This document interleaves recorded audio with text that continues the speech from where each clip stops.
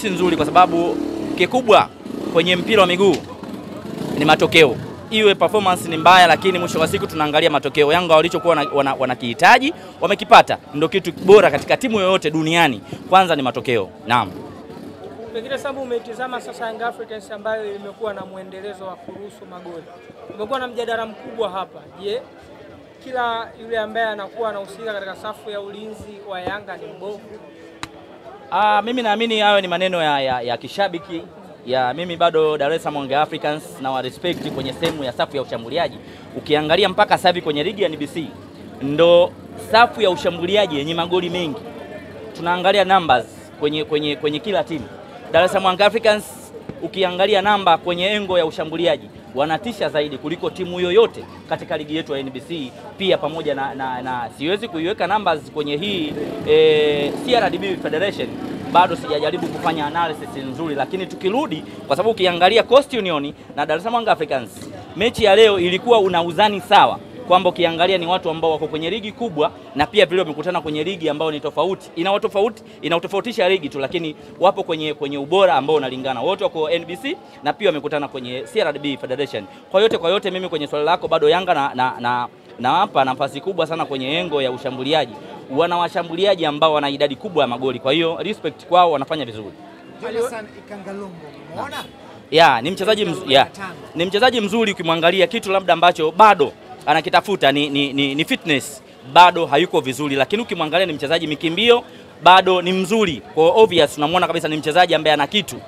Kinachohitajika mashabiki na wapenzi wa Dar es Salaam Young Africans waendelee kumpa muda kama kocha Molod ambapo wanamwamini na kuanza kumpa dakika chache kwenda kumalizia ili atengeneze fitness game ili aweze kuja kuipa Yanga kitu kizuri zaidi. Ilipaswa Pacome kuzungumzwa kabla ya dabi kwa kiwango alichokuwa amekionyesha leo.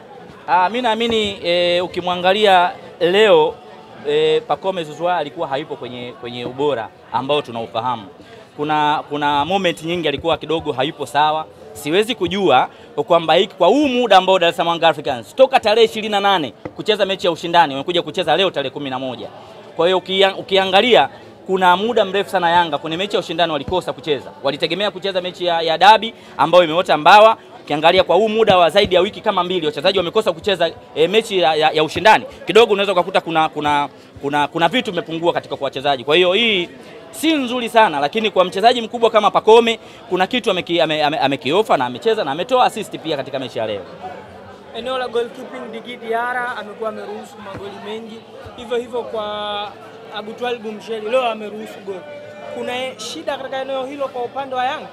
Hapana, ni magoli ya kawaida tu. Mimi naona kwamba japo watu wanaweza kaenda kumjaji Twalib Msheli kwa nini ameruhusu goli la design kama ile. Angalia ile moment ambayo mchezaji yule Miraji anakwenda kupiga lile shuti. Kulikuwa kuna wing la mabeki wa Yanga pamoja na washambuliaji wa Coast Union. Kwa yote angalia jinsi alivyoyumba. Aliumba upande wa kulia, karudi upande wa kushoto, na kuwa unajua mpira ulikuwa kwa spidi kubwa, ukaenda kutengeneza fraction, mpira ule ukawa ni goli. Kwa hiyo sidhani kama mchezo wa mpira miguu ni mchezo wa makosa. Yanapotokea makosa ya kawaida kama yale, mimi naamini ni kawaida tu. Huwezi siku zote ukafanya vizuri. Lazima kuna mistake pia. Lazima pia tuendelee kuwasifu na tuende kuwatengenezea saikolojia nzuri ya wachezaji. Tusiongee kwa ubaya ili kuja kuwapoteza, kwa sababu ni golikipa mzuri sana Twalib Msheli. Nyimbo zilizokuwa zinaimbwa kipindi kile kwamba GSM kudhamini ligi imeendelea kuimbwa leo. Wanasema Coastal Union ya mechi 3, 4, 5 nyuma si Coastal ya leo. No, mimi siamini kwenye hiyo yengo kwamba Coastal Union kwamba wao ni GSM kwa sababu ya kwamba matokeo ya leo. GSM hawa Coastal Union sisi tulivyokutana na Arusha tumefunga goli ngapi? Si goli 3. Na leo wamefunga goli 3. Kwa hiyo mtu ambaye anajificha nyuma ya GSM, mimi nahitaji aje na fact nzuri kwamba jamani GSM amewekeza kwenye hivi vilabu kwa sababu ya. Lakini mimi naamini huu udhamini wa GSM ulioingia kwenye vilabu 8 vya NBC, TFF wametoa baraka zote kwamba ni udhamini ambao una uhalali ndani yake. Kwa hiyo mtu ambaye anakuja kwenye kivuli cha GSM kwa sababu ya matokeo ya Yanga, hapana, tengeneza quality ya timu yako, alafu tuje tuangalie quality ya wachezaji wako. Je, inaleta shida kwenye vilabu ambavyo labda vina msuli mdogo wa wachezaji? Kwa hiyo mimi naamini kabisa hii kauli ya GSM kwangu mimi haina afya.